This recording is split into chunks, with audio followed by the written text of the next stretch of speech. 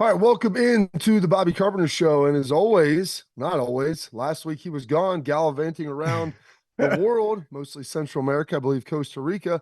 My man Anthony Schlegel is back in town, ready to join the program again. We got a ton of great stuff on the show today. We're talking about some of the newest Buckeye transfers. We got a national championship to discuss. Schlegs wasn't here to break down the Cotton Bowl, so we need to hear his thoughts on that. Oh, And as always, we're going to have our questions from the listeners in our tailgate talk, which we'd love to do each and every week. Answer your questions out there and figure out exactly what you want to know. So, Schlegs, before we get going any further, yeah. how was Costa Rica? Pura vida, baby. I mean, it was amazing, guys. I mean, I'm 42, almost 43 years old. We have a good buddy of ours turning 40, which is crazy because we played together at the same time as we talk about that all the time, Bob. And AJ's birthday, that happened on the 6th. So happy birthday, AJ Hawk. It was amazing. As your kids get older, and my wife and I have lived by this principle, is kids don't remember stuff. They remember experiences. And so we try to give them as many experiences with the family as we possibly can. I would hope that one day they would want to like spend time with us and their families on other experiences. Yeah, they want to. So, it was great. We went deep sea fishing, caught 13 sailfish, 7 mahi-mahi, took it right off the boat, took it to a restaurant. They made it. We have Chef Chino over there who made us some mahi. And it was funny because my wife was like flipping through his phone, looking at what we were going to do for the next time he came to the house. And like, there was just a giant rubber dong. And we're like, what is this? And he's like, como se dice porn? I'm like, nope, that's how you say it, bro. Yeah. Nailed it. And he was the chef for like an OnlyFans house for a week. It was comical. He was laughing. It was a great time. We went, what else do we do? ATVing up in the mountains, stopped off at this little coffee place. I basically bought them out of all the coffee that they had, which was fantastic. They knew not to give us the light roast. Side nugget, I've always known this. You may not. Dark roast, less caffeine. Light roast, really potent. So not only do I like blondes, aka my wife, but I also like blonde roast like coffee because it has the most potency. Let's see what else. Potent potable, Schlegs. That's key. Yep. Then we went zip lining. It was different zip lining. Like we were in waterfalls and then we were like scaling down sides of mountains. I don't know what that's called, but that's what we did. I mean, we had a ton of experiences and then I was able to watch the Buckeye game while we were there too. So yeah, it was quite an experience. Quite an experience. I'm glad you got some time with the family. Your kids are in high school. I mean, one day they won't want to hang out with you anymore. That day's probably already now. No, but it's there. Yeah, I mean, but they want to go to Costa Rica and have a good time. So it's awesome that you enjoyed it. Josh Perry did a more than admirable job filling in. And we had a great show. A lot to discuss and dive in. And so you mentioned you got a chance to watch the Buckeye game. And I know you got back here, into Central Ohio, and probably the topic of a lot of things going on with the Buckeyes and how you feel about everything. What were your takeaways from the game and kind of where do you think the program is at large right now moving forward? Well, I thought first off, I love having Joshua on the program. He is very, very good at what he does, as are you, Bob. Watching that game, and I had to listen, you're in a foreign country, so you had to get this certain number because you couldn't get it in Costa Rica. So VPN or something to that effect. And we had Jacob, he's a junior at Purdue and the family that was with us. And he's like, oh, I got this. VPN'd it. And then we mirrored it to the TV so we could watch it. Like it was this whole deal. And I'm super excited about the game because I just felt like, we talked about it, Bob, about how you want to end the year on a high note, obviously losing to that team up north, terrible. Go out and play a really good Missouri team that's ranked in the Cotton Bowl. You had time to prepare. And then you had that performance, underwhelming, not what I expected after the break. I kind of wanted a healthy, hungry, develop guys type, like just go out there and just play fast and aggressive. And that's not what I saw. Now, let's be honest. You were without the quarterback that was 12-1. Devin Brown goes out, same ankle injury, second series of the game. You have your third string come in. Guess what? the standard is the standard. But those things did happen. Just like I tried to tell, I think that you and Joshua did a good job of like putting everything into perspective. You're a field goal away last year from winning a national championship versus Georgia. And then you come this year and you look at the Michigan game and you're down 6 with time on the clock. You moved it in 2 plays. You're in their territory. You don't get it done. Like, you're close, but guess what? Like, that's only good in horseshoes and hand grenades, right? At Ohio and dancing, State, close matters there too, Schlegs. Okay, cool. So the standard is the standard, and there was some great I thought Jack Sawyer had his best game of his career in 3 sacks. I thought that defensively, we played admirable for 3 quarters. And it's just hard when you constantly are backed up, punting the ball and playing on a short field. And then they end up making some plays that really started with, I believe it was an offsides penalty. Guy threw it up and boom, that was like the first big play of the game. And it kind of just like, snowballed from there. And when you're, what was the stat, Bob? When you're 2 of 15 on 3rd down, it was bad. Yeah. That's the deal. And the offensive line play was not what you expected off of having that time off and making some adjustments during the game, because regardless of the wide receivers being open, if you can't get on the ball because you're backpedaling, that's tough. And then it ineffectively makes your running game obsolete because they got 8 in the box and they're coming every single time. So you're not going to be able to do it. You got to have that threat of being able to pass. So I take it for what it is. It's the last game of the year. But a little bit like games we played in, Schlegs, as I was watching that, the defense just having to trot back out there. It's probably the best punting game they had. I mean, Jesse Mirko pinned it deep. They had a lot of penalties on special teams, which weren't great.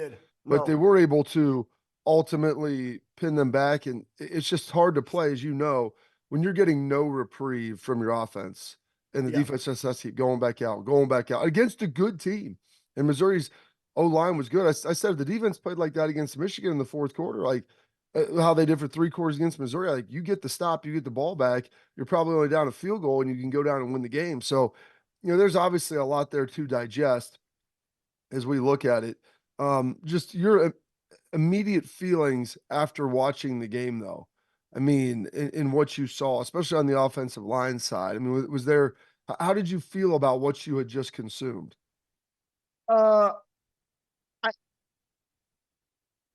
Here's the difference perspective between, I would say, a fan and people that lived it and people that coached it.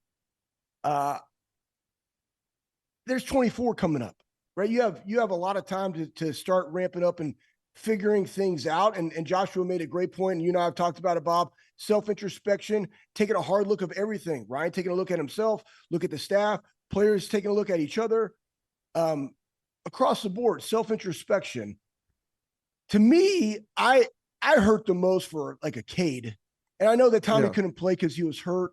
But those guys, I saw Cade just absolutely ripping into guys. And it's like, that's not how they wanted to go out. No. And like you lost to Michigan 3 years in a row, that team up north, and then you go out in this game that way. That's the thing that's the thing that you and I would take away from it, Bob. That's for you, that's the 2003 team up north game, right? That stopped you from going to where you guys could have gone to back-to-back national championships. Those are the losses, like those type of losses resonate with you for the remainder of your life. And you're like, because you're always going back and thinking, like, what could I have done more in the Texas game? Probably me. Make sure that I get a sack on Vince Young. Make sure that when you're unblocked, coming through. When you're unblocked, I mean, like I only get one of them. And from then on, I never got a blitz again. It was just like, just go take 2 for AJ because we know that he will make the tackle. Okay, and I'm like, all right, fair enough. I had my shot, right? But like, even in the Penn State game that we lost that year, Bob, what else could we have done?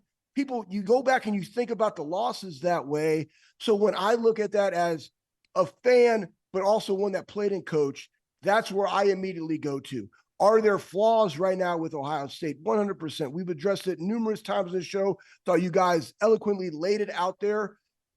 To me, it's going back to, and we'll talk more about what is the guys that are coming back, but Tyleik Williams posted something out there, and I liked it. It's like, fill the clip.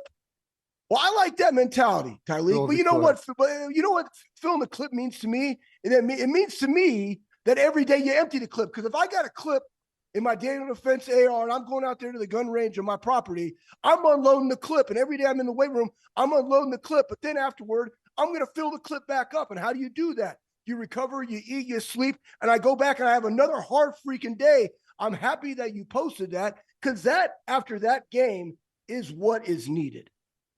Absolutely. Okay, so we'll talk about some more of what is needed. What do the Buckeyes need to do? Is there some portal access that could help fill out their roster and what they need? We'll take a look into that as we dive into it next, right here on the Bobby Carpenter Show.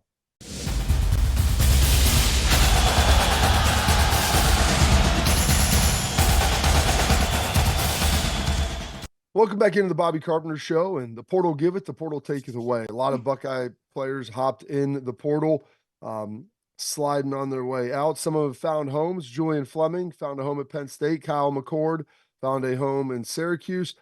So with that, there's some openings. There's some voids. And so we need to find, Ohio State needs to find, another quarterback. Well, they went to the portal, see what was out there. The top prospects that they looked at, Dylan Gabriel, he's going from Oklahoma to Oregon. You had Riley Leonard going from Duke up to Notre Dame. Cam Ward, who was floating around from Washington State, rumored to go to Miami, maybe Florida State. He decided to jump all the way to the NFL. And the guy, probably the last guy that was in that grouping of those top elite guys, Will Howard, Kansas State, won the 2022 Big 12 championship. Big dude, physical guy. Took a visit to Ohio State. So he's got a chance to see him walking through there. You thought he was almost a tight end. He's 6'5", 245. And he decided he's going to be bringing his talents to Columbus, Ohio. And, when you see this, you have a transfer quarterback coming in. He's a one-and-done guy. He's got 1 year left. What does that look like to you? What are some of the challenges of having to come in and then ultimately lead a group of men who don't necessarily know you outside of your exploits and what you've done somewhere else? I'm going to go back to Justin Fields and transferring in from Georgia. And I've heard a lot of rumblings about Mick. First off, Mick is fantastic, guys. I mean, he's the best. Everything I learned as a strength coach, I learned from Mick. Save some of Mick, because we'll get into that. Okay, good. But here, we can talk about the offseason component. I'm going to bring into the component, right? Okay. Teams are brought together. Justin Fields came in. You don't know what guys are. And when I came in, I transferred in March. But you go through mat drills or you go through 6 a.m. Guess what, guys? Like Washington and Michigan, they're doing the same thing. I know both their strength coaches. Like Ron McKeefery does a phenomenal job. Ben Herbert does a phenomenal job at Michigan, at the team up north. The winter conditioning component creates adversity and opportunities for guys to come together as a team, because every year it's a different team. Different leaders have to emerge. That is the easiest way of showing your teammates who you are and what you're about how you handle your business on a daily. I just talked about the clip from Tyleek about spilling the clip, emptying the clip, and filling the clip, right? You can do that. Consistency wins. If you're going to be a leader on the team, being put into adverse situations, what Coach Mick will do is the easiest and fastest way to have the opportunity to show what you're about. So that's what now Will coming in, that's what he has to do. Justin did that when he came in, and he was automatically an alpha. So that being said, like that's one way that you can go ahead and get that rolling going into spring football, Bob. It is. And so that's where you're going to have to do that, is prove that in the offseason. Yeah. Big physical kid. Like he's a guy that looks like he likes to lift weights. You remember, and you talked about Justin Fields and his arrival at Ohio State. What was interesting, Schlegs, is his ability. When he walked in the weight room first day I saw him, I was like, man, this dude like looks built. Like he looks like he likes to lift. Yes. You can see by how a guy's physically developed. Now, there's a handful of dudes out there that I call like they got walk around strong. Like God just gave them like a double blessing, and they're Vernon. Yeah. Like Vernon Golston, dudes like that. I mean, like doesn't matter what they do. They're strong whether they lift or not. But I watched Justin. The most impressive thing he did, and he set the tempo, as he rolled in there that first day. Like most quarterbacks don't like to lift a lot. Like it's like a baseball type guy. Like, I don't want my arm to get too tight. I don't want to hurt my shoulder. Like, yeah, you're not asking them to do like overhead snatches. You're being smart with their shoulders because that's what their moneymaker is. But you can lift your legs, and the best quarterbacks have strong legs. I watched Justin Fields go in there day one. I mean, he rolls under the rack, got 315 on, pounds that thing out 10 squats. I'm like, dude, this guy's a straight dude. He squats, he's got big legs, he's strong. Like he's going to be a tempo setter for this program. And he was in the offseason. Didn't throw the ball very well early on in his career. Spring ball looked rough, looked a little rough to start the year, but that those things come as you begin to work through it. And so with Will Howard coming in, that's the type of thing he's going to have to do is set the tone in the winter. And a lot of it's going to have to be more actionable because nobody knows him. Like you just can't come in and just be chirping. You can't be yelling about this and about that because nobody at that point will understand like is there any actual bite with this bark? You have to show the bite first, then you can start talking. Then you can do those things. So he's got to do that, get into the spring and get that rolling. He is going to add a different element, Schlegs, because CJ really wasn't a big runner, but CJ was fantastic. And as we saw last year in the Peach Bowl, he could run when he needed to. Yeah. So as you look at this with Will Howard, he's not Justin Fields' elite high-end speed. I look at him as kind of a bigger JT Barrett. And JT's arm got better and threw the ball better at Ohio State. And ironically, when he was here, all they wanted was someone that could throw it better. Once he leaves, Schlegs, all you want is someone that can run it more. But he is a guy that I think on a 3rd and 4, you can go run Q power with, and you can go pick up yards. He will do what you need him to do. He is a chain mover. That's what I was going to say. And he plays with a lot of passion, which is what you'll love to see. I will say that, to your point, I love the competition in that room. I'm happy that we got a quarterback. We said that you wanted 4, right? Because you have Lincoln, you have Air, you have Devin Brown. And to me, the biggest thing, besides the accolades, besides the fact that the guy's already won a Big 12 championship, besides the fact that when he played Texas, he was 4 touchdowns, 1 interception, it's experience, it's depth, and it's competition within the room. You can't say, oh, he's going to be an automatic starter because no, competition breeds excellence. Like everybody has to earn it. So now you have somebody new, competitive excellence, iron sharpens iron. And here's the other thing.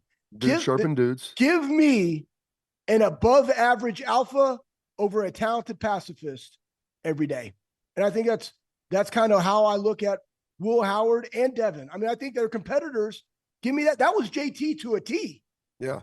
He was a grinder, man. Not the most talented guy, but he grinded. I respected that man every single day I got to watch him because of the way he handled his business. He did. And you look at some of Will Howard's stats last year, about 2,600 yards passing, 61% completion rate, 24-10 touchdown interceptions, 351 yards on the ground, 9 rushing TDs. But that wasn't as good this year as he was his previous season. And part of that was they lost a lot at Kansas State. They won the Big 12 the year before. And then ultimately he had to come back and kind of carry a little bit more of the load. And I think that's where he's looking at this right now, trying to figure this out. So we've got, Julian Fleming, as I mentioned, transferred, Kyle McCord transferred. Those are kind of the 2 most notable big name guys. Still waiting on some of the other guys. Who's going to come back, how that's going to look. We'll dive into that because there have been some big Buckeyes. You mentioned Tyleik Williams making his decision on the D line to come back, which is huge because I think he was playing as well as any D tackle was to finish the season. So it's big for him. We'll talk about some of the other guys coming back.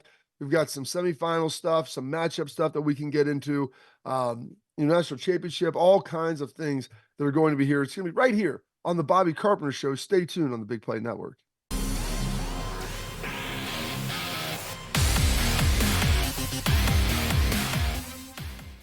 Welcome back into the Bobby Carpenter Show. And, we talked a lot about Will Howard just joining the Buckeyes. Talked about Tyleik Williams coming back. Jack Sawyer, defensive end, 33, Central Ohio guy, pick North. Probably played his best game of his career, at least most productive stats-wise. 3 sacks in the Cotton Bowl. Started coming on strong from a production standpoint towards the end of the year. He was playing well. He's one of the best guys against the run. Getting close in the pass, just hadn't converted those into sacks, was able to do that in the Cotton Bowl against Missouri, played well. He's coming back. Lathan Ransom announced that he was coming back. His safety was hurt. And listen, all you want to know is you start looking at some of the big plays in the back end. Lathan Ransom, Schlegs, may not be the best athlete in the world, but he's smart. He understands where to be. He's a really good tackler. And I think his return, which not a lot of people expected after coming off that injury to his foot, that's, I think, a huge piece of what this Buckeye defense can be. I thought you just brought up a really good point there, Bob. And what I And do. it's Good point. well, no, you brought up a great point, and it's football acumen. Again, I got like my profession is strength conditioning and training, and we talk about strength, power, neurological coordination, and we can give you all these different things. But if you can't transfer it to the field based on what you see in the knowledge of the game, like if you and anticipate, right, especially in the back end, then what good is all of that, right? Like it's to help, build big engines and allow you to be healthy and resilient and playing a collision sport that is football. But Lathan has that football IQ that allows him to play faster than what his body allows him to. James Laurinaitis was another prime example of that. Not the most athletic guy. James had great vision and anticipation and would set himself up for success, every down because of how smart he was. That's kind of how I view, Ransom in this. Having him back, having Jack back, having Tyleek back, and whoever else comes back, it starts to go back and eliminate the narrative of Brian lost the room or the culture of Ohio State, because these guys understand that there is some unfinished business. They enjoy showing up every day with their teammates, right? Urban always talked about it. It's about what you do, where you do it, and who you do it with. Yeah. And so I can say, I want to stay. I want to accomplish the mission and beat that team up north. I believe in Coach Day. I believe in Coach Mick. I believe in the staff. I want to run it back with these guys to accomplish the goals that we have as a team, because I did not like what happened versus the team up north and in the Cotton Bowl. So let's run it back, because they know that in order to get to the level that they got to get to, they got to go through some crap. Like, that's hard. Yeah. Adversity builds character. It builds resiliency. Stuff's not easy. I hear a lot of times about people talking about, well, it's the pro setting. It's not transform. No, you can still be difficult and tough and hard. That's how they do it at Georgia. That's how they do it at Alabama. That's how they do it at the team up north. That's how they do it at Washington. But it's everybody coming together, understanding the why that we have to go through this. That's a little bit different. This generation is a why generation. So you have to educate and communicate, but the standard will always be the standard. Great teams will always want to go through. You might not like going through the adversity, Bob. We didn't like going through 6 a.m. workouts, but we understood that going through those allowed us to do what we love to do, and that's smash people and win games. Smashing dudes. The why is important, as you talked about going through that. The fact that these guys are all coming back together, I think, is Huge. big. Like you said, it talks about that. I think there's a good chance JT to Maloa returns, potentially Denzel Burke, which would be massive. You get Jordan Hancock back. Cody Simon already announced. Like, you've got a great skeleton of a team that you can then build out with some of these other young guys who are going to be returning, maybe moving Sonny Styles, the linebacker. But you said you don't like, the workout. Everybody wants in society now, Schlegs, this is what's amazing. Everybody wants to be tough. But the problem is developing tough is hard. Like, you have to go through a process to get there. You don't just press the tough button. And so there is, you say you didn't like 6 a.m.s, like the 6 a.m. workouts and the grind and all that stuff. You know what? I never really, I hated the whole totality of it. But once I got into the individuality of each one, there's a joy that you take in the collective misery and suffering with your teammates. And that's what bonds are built. Like, you don't get close to people by sitting on a beach and hanging out and having Mai Tais. Like, you get close to someone when you're driving on a road trip, and maybe you got two family, you got buddies or whatever it is, and you get a blowout flat tire. You got to empty everything out of the trunk. You're out there working. It's freezing cold, raining, whatever. Like, you're going through something together. Yeah. When you're working, you know what? Those are the stories you tell. No one gets around like, hey, remember that time on the beach we were hanging out and just chilling? Like, that was cool. Yeah. It was really pretty. No, the stories you tell are the ones where there was a lot of suck involved. And that's how you develop that toughness. And that's how you develop, what you're ultimately going to be about. And I think that's these guys coming back signifies that. It's been a long time since you've seen a group of collective guys on the same side of the ball say, hey, we're coming back. And Jack, I think, is kind of he was the number one guy in his class, but he's also a Central Ohio guy. And for people that lament the fact, hey, they're not more Ohio guys on the team or whatever, like, well, Jack Sawyer represents that. Like, he is what you want. A kid that grew up in the shadow of Columbus, played good, played well, played hard, did everything the right way, works hard. He's a leader on this team, and hopefully now his production is beginning to catch up with the process of what he's doing. With that though, there are a couple other news and notes and nuggets. Okay. Got a tackle coming in from Troy that they were looking at off on the offensive side, and then they've got Bama's starting center Seth McLaughlin came through as well, visiting OSU. Both of those guys cruised through, I believe, a tight end as well from Ohio University. Names escaping me, but as you see some of these guys coming in, like a lot of that work, I think, is up front on the offensive side. Not a lot of work that they're looking at potentially on the defensive side of the ball. Which makes sense. You know what I mean? It makes sense. You want a room. You have some voids. You have some things that you got to fix. So, you know, you had a tight end leave. I forget his name, but a tight end left, younger guy. Joe Royer. Joe Royer left. Yeah, so you're going to bring in the kid from Ohio.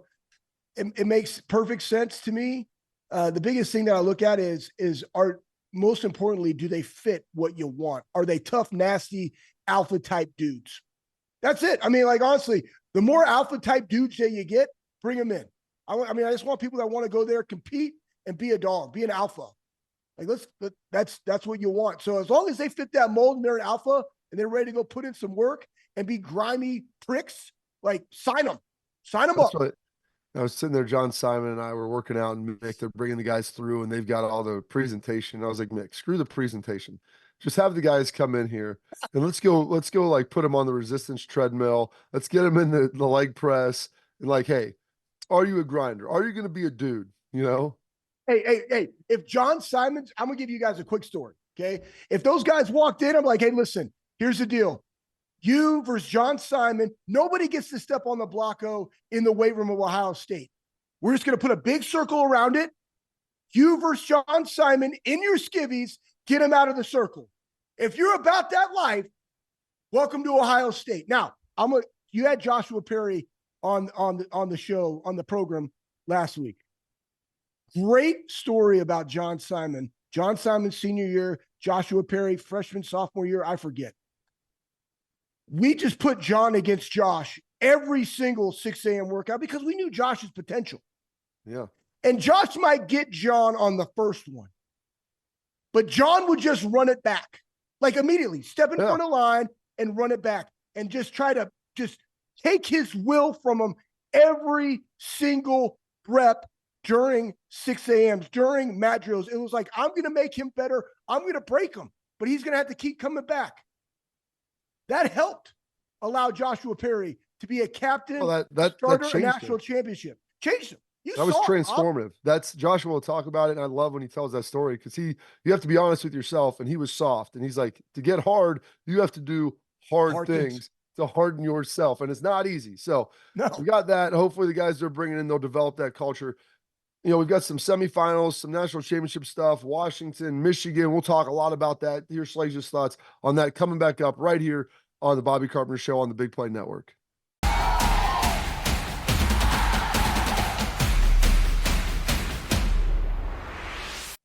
Welcome back into the program here, the Bobby Carpenter Show. My man Anthony Schlegel back from hiatus, joining the program again. It's always great to have his insights. So we steamroll through this program. Hey, if you're watching on YouTube, make sure you subscribe, you like all our stuff, fire away questions, comments. Thanks for watching on Bally's or a variety of other social media platforms and podcasts. Make sure you subscribe to it absolutely everywhere. Washington and Michigan, Schlegs, when you see these two teams, you talked a little bit about the toughness inherently, what they're about. Two teams, I would say, do it a lot very differently on offense with how they ultimately gain yards. Washington can go hurry up. They can push tempo. They can push the football. That's not necessarily what they want to do all the time. Just because they throw it, you watch them snap that ball. A lot of times, Schlegs, with inside of 10 seconds on the play clock when they have a lead, they'll bleed you. And that's what Michigan wants to do as well. Shorten the game, run the football, play really good defense. Were you impressed with what you saw out of Michigan coming out of that semifinal, of what they were able to do to Bama up front? Because it feels like it's been a while since someone potentially outside of the SEC was able to big boy them, and really outside of Georgia, dating all the way back to Ohio State when you were there as a coach in 2014. Yeah, here's the deal. It's funny that you mentioned that, Bob, because actually on the 23rd of December, I got a call from that Team Up North's head strength coach, Ben Herbert. I was visiting my dad, and he's like, "Hey, were your ears ringing?" I was like, "What are you talking about?" He's like, "We just got done striking the shit out of your machines. We got some violent dudes." I was like, "I love violence." Right. And that's what it took. And that's what you saw. The image of the three guys, interior guys of that Team Up North. It was a short play, getting to the second level and that push. Like, that was the mentality. They out-toughed a tough team in Alabama. And that's what you saw. And even through that, the thing that really resonated with me in that game that's going to bode well for them, it's really the matchup in the national championship game, is the fact that they were able to sack Milroe 6 times. They had 17 blitzes. I think it was nine pressures, 5 sacks or something like that off those 17. He completed 8 balls for 37 yards. And you know it's coming and you still can't get rid of it. Like, that's demoralizing. And then offensively, they do what they do. And that's just how they've been built. And also, they've been built. We talked about Ohio State and guys returning. They got 44 seniors. They're a veteran team. We forget that in today's age of college football, they're not pros. They get paid like pros, but they're not pros. Experience matters. And when you have a veteran team that is really good at their craft because they have experience, you're going to get performances like that. And so it was great to listen to, because I was stuck. I had to go back and rewatch it on the fast track because I was stuck on I-34 in Costa Rica driving up a 3-hour drive for 7 hours. They have I-34 in Costa Rica? It's not really I-34, but it's just 34. It's on the West Coast. I was going to say, I didn't think they had the U.S. interstate all the way down there in Costa Rica, but either way, it's all good. Pura Vida, baby. Pura Vida. What do they call that? Trenta Quattro is what you were rolling on? You know, La Calle Trenta Quattro. There you go. Yeah. Yep.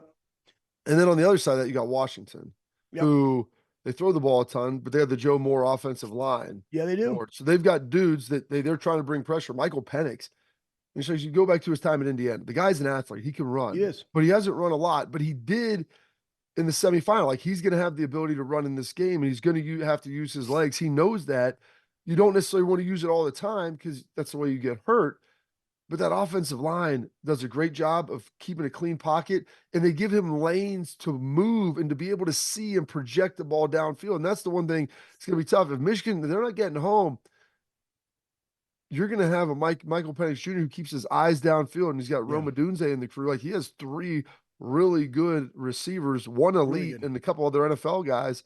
Like, you watch him carve up anybody, Schlegs. It's like carving up the Christmas goose. I mean, the game really boils down to Washington offense versus Michigan defense, strength on strength. Penix has 73 completions for over 20 yards. He's 53% over 30 yards in the air. That's ridiculous, right? So you have an offensive line that's only given up 11 sacks over the entire year versus a Michigan defense that they like to keep everything in front of them, but they got to affect the quarterback. We always know, like, the best player in this game is Penix. You have to affect Penix. As he goes, so goes the game. And now, like, they owned Texas in the time of possession. Now flip that. Conversely, Michigan has to be able to run the football to own time of possession, because in the 2 games that they played, Ohio State, they scored 24 versus a great defense. And then versus Alabama, they scored 20. They're not out there going to be scoring 34 points, but we've seen Washington do that to Oregon, who has a great defense. They scored 36 and they scored 34. So it's imperative in this game that Corum and Edwards have themselves a day to control time of possession, to limit the opportunities that Washington has, because they have an elite offense and they have an elite quarterback. All right, coming up next, your questions, the favorite segment we do each and every week. There are a ton of them coming in all over the place. Tailgate Talk coming up next with my man Schlegs right here on the Bobby Carpenter Show on the Big Play Network.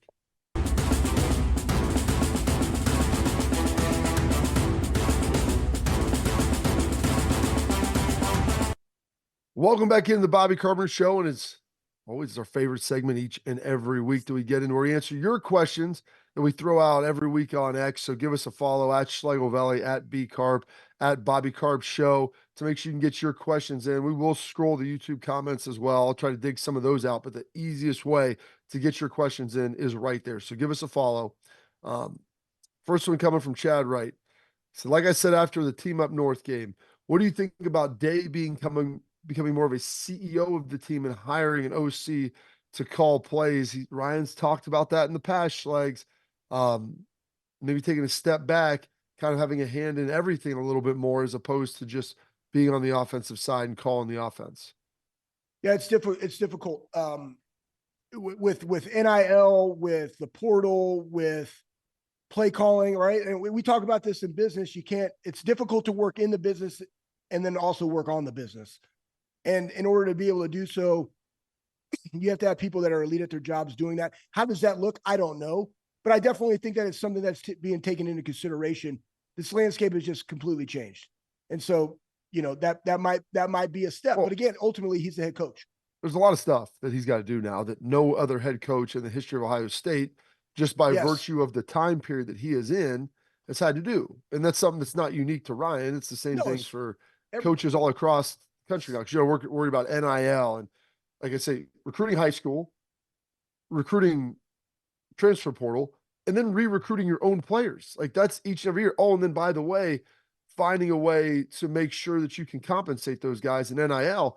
And I made this comment about NIL. Like NIL, it's like the stray dog that you feed in your front door right now, outside your house, because you don't have any control over it, but you need it. And like it's involved. And so maybe keep some of the varmints away, but you can't, all you're doing is giving him food. And then he runs around and keeps the varmints out of there. But you can't say, well, he's crapping in my neighbor's yard. He bit the guy jogging by. Like, I don't have any control over this dude. Like, so trying to manage that whole beast has been very, very difficult that he's been trying to deal with. Next question coming from Pooh Bear here. Talking about you and me, a couple of outstanding linebackers, use that term loosely, taking questions. Who do you like for the starting linebackers next year, Schlegs? Oh, man.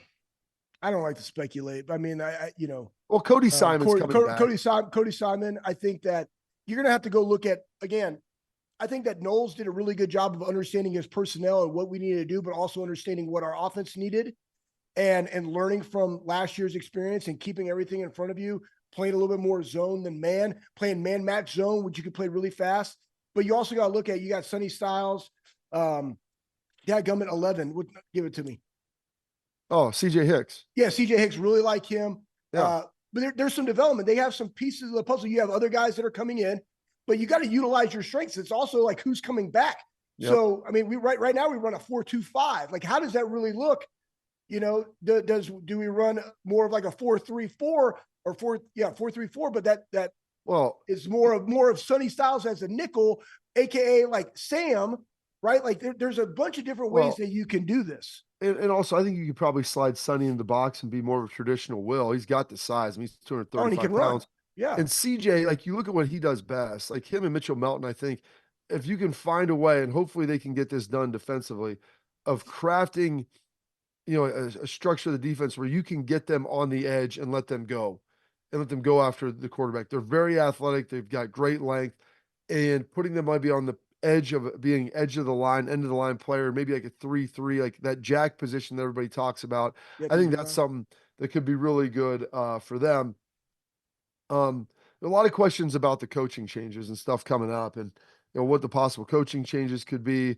Will JT Barrett be coming home to coach the quarterbacks? Corey Dennis, I think this is the last year of his deal as the quarterbacks coach. I don't know, if they've re-upped that, how that looks. I think JT Barrett, should they move on from Corey or he leaves, would be a great addition to this program. You want guys, like you said, Schlegs, that have like a fire in their belly, and the more dudes that you have that have been connected, because one of the big knocks on Ryan is the fact that he's not an Ohio guy. So what do you do to mitigate that? Well, you bring in dudes that have played here and have coached here.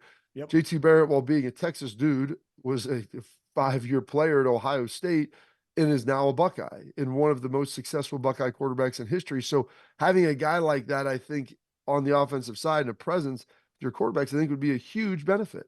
Yeah, hasn't he been up in Detroit too in the league? Yeah, he's been the quality control coach with the Lions. He played with the Saints. Yeah, and knowing a lot of ball, learning a lot of ball, man. Yeah, he always was Sean Payton down there, and they're doing a great job. Then Dan Campbell took him up to Detroit. So yeah, he has the resume. This isn't just like plucking a dude off the street who's a former player. And, You know, and him here's and Guyton both have the resume to potentially have that job. and to your point about him and the beauty of like a Heartline and a Laurinaitis and potentially a JT, and I don't talk about people's jobs because I was a Yeah, coach. I know. I I'm not it. firing So, anybody. but here's the deal though, man. Like the more guys that you have that resonate, that are speaking your language in the room, that when they go to the coach, like, oh, I got a problem with something, they're speaking the same language as the head coach, and it just reciprocates through that and reverberates through the entire program as what is the most important thing here, and that's being a freaking Buckeye. That's great. So, Okay. Anyways, go ahead. I got one last question for you. Okay. I saved this for the end. You've got about a minute to answer this thing. So I'm going to give you the floor. Coming from Buckeye HQ, do you think that Mickey Marotti is still the right guy to run the strength and conditioning program at Ohio State? 100%. 100%. The floor is mine. I know every strength coach in America. I would have given you my left nut when I was at Ohio State to have Mickey Marotti. Listen, I probably would have played longer because you'd have said, hey, Schlegs, you don't need to be 250, right? You don't need to deadlift 700 pounds. Like you need to work on these other things so that you can be a great player and have longevity. I love Mick, man. Mick gave me my opportunity. They didn't have to keep me at Ohio State. They did. They saw some stuff in me, and I was there, and I learned a tremendous amount from him. He's old school. He's tough. I love that. And do other guys, do the younger generation love that? 100%. They might not love it, but you freaking need it, man. You need it because the things that you learn in the weight room, the things that you learn during the conditioning, the things that he's always there trying to maximize your value. You got to just be willing to say, I'm all in. But that also goes into the type of guys that we have. And the thing is, there can't be a disconnect between on the field and then in the weight room. That was the beauty. And I'm not saying that there is, guys. I'm just saying, like, for me, when I was there, the beauty of watching Urban and Mick, they were coached hard in the field. They were coached hard in the weight room. It was all hard. Everybody was on tilt. Everybody was on notice. Now, a little bit of that can change in today's age of 2024 of understanding the why, understanding the value add for you and maximizing your value and extending your career.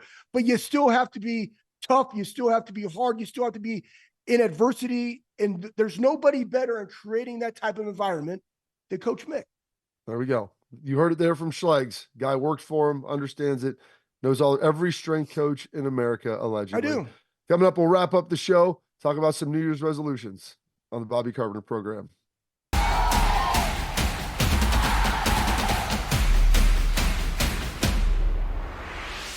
Welcome back into the Bobby Carpenter Show, final segment of the program. And, we talk about New Year's resolutions, and I haven't really put together anything quite yet. I like to think about it and get into the new year before I decide what I want it to be. And I'd like to have goals because I think goals are important, but I think goals need to represent and reflect growth as well, Schlegs. And so last year, I just kind of picked some words, things I wanted to be better at, and some things I wrote them all down. It sits on the back of my desk right there. Trying to be more mindful, restoration with my body, relationships, trying to pray a little more, be healthier, better husband, better father, reader, increase in knowledge. So, what do? I text Tress every year, get a reading list of what he's read, what he wants to read, be more patient. That's probably going to be on my sheet every year. And then obviously rest as well, trying to make sure that I'm just not running ragged at both ends. 2022 is a rough year with that. So anything in the last 30 seconds that you're looking at that you want to try to get done? I'm pretty simple, man. Love God, love people, share Christ, eat iron. That's it. That's it every single year for me. And I would say also because my kids are older, to really enjoy my kids. I mean, they're the greatest gift and responsibility of my life. That's all of us as parents. So really enjoy that time and embrace that. There we go. Well, yesterday's in the past, tomorrow's the future. Today's a gift. That's why they call it the present, Schlegs. Thank you for tuning in to this edition of the Bobby Carpenter program. My man Schlegs is back, and we always love that. It's fantastic to see him here, to be a part of the program. Joshua Perry did a great job filling in for you last week, Schlegs. We're going to get a ton of guests, folks, coming up. So that'll be fantastic. Former players, current guys, get them locked in here through the offseason. So stay tuned to the Bobby Carpenter Show right here on the Big Play Network.